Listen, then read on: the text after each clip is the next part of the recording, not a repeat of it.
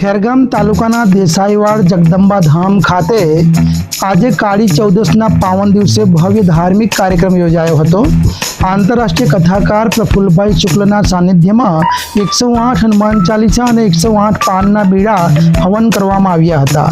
કાર્યક્રમમાં અમલસાડના ચેતનભાઈ નાયક, બિનવાડાના કુસુમબેન રમણભાઈ પટેલ, કિલ્લાપાડીના કીર્તિભાઈ પંચાલ, અડગામના લીલાબેન પટેલ, કિલ્લાપાડીના નંદલાલભાઈ પટેલ, આછવણીના નિલેશભાઈ પટેલ અને મનુભાઈ પટેલ ઉપસ્થિત રહ્યા હતા।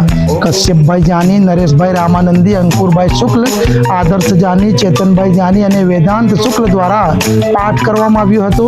ભૈરવીના બિપિનભાઈ પટેલ અને આછવણીના પ્રતિકભાઈ પટેલ દ્વારા સુવ્યવસ્થા કરવામાં આવી હતી, જ્યારે કિશન દવે અને આયુષ જાની દ્વારા કાક ભૂસુંડી રામાયણનો પાઠ કરવામાં આવ્યો હતો। અંતે બીડું હોમી અને આરતી હનુમાનજીના ચરણોમાં અર્પણ કરવામાં આવ્યું હતું। સૌ કોઈ પ્રસાદ આરોગી આંતરરાષ્ટ્રીય કથાકાર પ્રફુલ્લભાઈ શુક્લના આશીર્વાદ લઈ ધન્યતા પ્રાપ્ત કરી હતી। ઉપાસના શ્રી હનુમાનજીની ઉપાસના માટે ખેરગામ અમારા પૂજ્ય સદગુરુ એવા પ્રફુલ્લ બાપુના સાનિધ્યમાં 108 હનુમાન ચાલીસાના પાઠ દ્વારા આહુતિ આપવામાં આવી, લગ્ન સંપન્ન થયો અને કથાકારિત્વમાં એમણે મને દીક્ષા આપી હતી। એ ગુરુ ઋણમાંથી ક્યારે પણ મુક્તિ મળતી નથી એવા સદગુરુ પૂજ્ય પ્રફુલ્લ બાપુના ચરણોમાં વંદન સાથે પુષ્પ દ્વારા એમનું અભિવાદન કરીશું।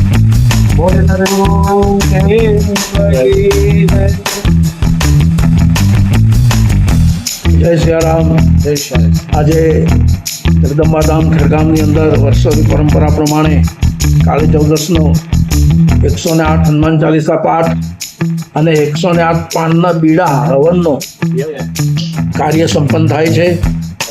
હનુમાનજી મહારાજ એ ભારતના યુવાનોનો આદર્શ છે। હિન્દુસ્તાનના યુવાનોનો આદર્શ માઇકલ જેક્સન નથી, હિન્દુસ્તાનના યુવાનોનો આદર્શ હનુમાનજી છે। કારણ કે હનુમાનજી સમર્પિત જીવનના આચાર્ય છે। ત્યાગ કોને કહેવાય, સમર્પણ કોને કહેવાય, સેવા કોને કહેવાય, ભક્તિ કોને કહેવાય, એટલું જ નહીં પણ રામના દાસ તરીકેનું દાયિત્વ કોને કહેવાય, એ બધું હનુમાનજીએ સંસારને આપ્યું છે। ચિરંજીવ છે। કલયુગમાં હનુમાનજી મહારાજ સાક્ષાત અને હાજરા હજુર છે। આજે બધા ભક્તોના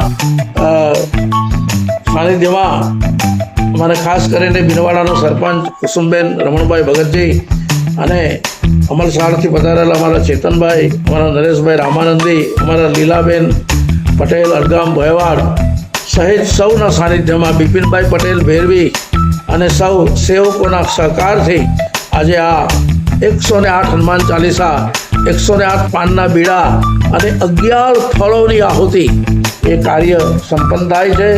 હનુમાનજી મહારાજને પ્રાર્થના કરીએ કે 2082નું વિક્રમ સંવત બધાના જીવનમાં ખૂબ સુખદાયી નીવડે।